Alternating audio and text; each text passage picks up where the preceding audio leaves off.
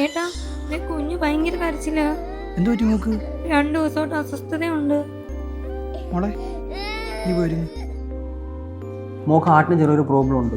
Operation ചെയ്ത് പറ്റത്തുള്ളൂ. Doctor എന്തോ പറഞ്ഞ്? മോക്ക് ചെറിയൊരു ഓപ്പറേഷൻ വേണമെന്ന് പറഞ്ഞു. ഓപ്പറേഷനോ? നീ പേടിക്കൊന്നും വേണ്ട. പ്രൈവറ്റിൽ ഓപ്പറേഷൻ എത്രാവുന്നാ പറഞ്ഞേ?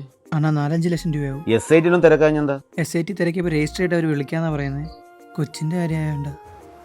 നിങ്ങൾക്ക് രാവിലെ വേറെ പണിയൊന്നുമില്ലേ പത്രം വായിച്ചോണ്ടിരിക്കാൻ? പത്രം വായനയുടെ ഉപയോഗം മോക്ക് പറഞ്ഞാൽ മനസ്സിലാവത്തില്ല കേട്ടോ. മോളെ പണി നോക്ക്. ഓ ശരി.